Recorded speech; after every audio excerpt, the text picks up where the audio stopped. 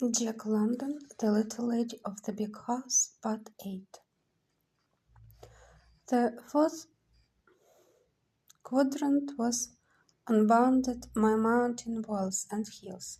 It faded away, descending easily to west far flatlands which, despite the clear, brittle air of frost, were too vast and far too scan across.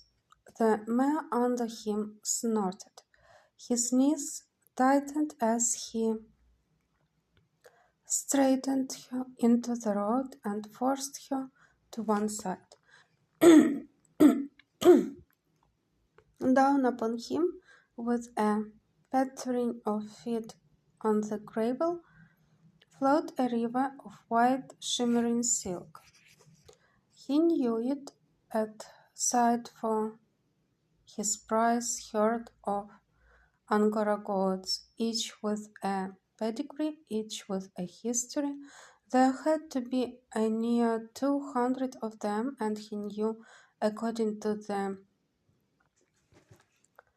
rigorous selection he commanded not having been clipped in the fall, that the shining mohair draping the sides of the least of them, as fine as any human newborn baby's hair and fine as white as any human albino's thatch, and whiter was longer than the 12-inch staple, and that the mohair of the best of them would do any color into 20-inch switches for women's heads and sell at prices unreasonable and profound.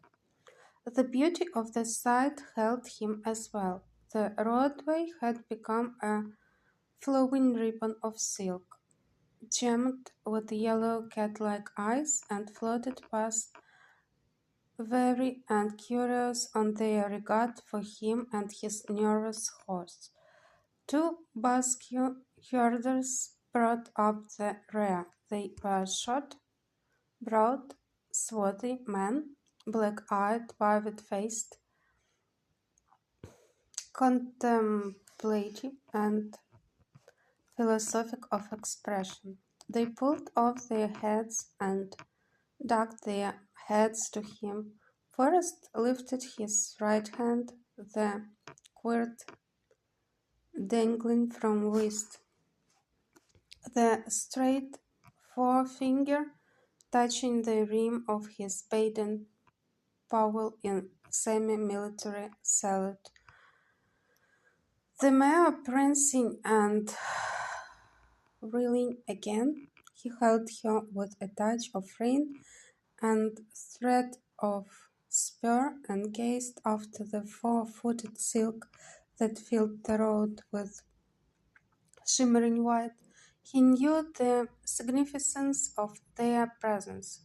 The time for kidding was approaching, and they were being brought down from their brush pastures to the broad pens and shelters for jealous care and generous feed through the period of increase. And as he gazed, in his mind comparing was a vision of all the best of Turkish and South African mohair he had ever seen, and his flock before the comparison well. It looked good. It looked very good. He rode on. From all about arose the clacking whir of menu spreaders. In the distance, on the low, easy, sloping hills, he saw team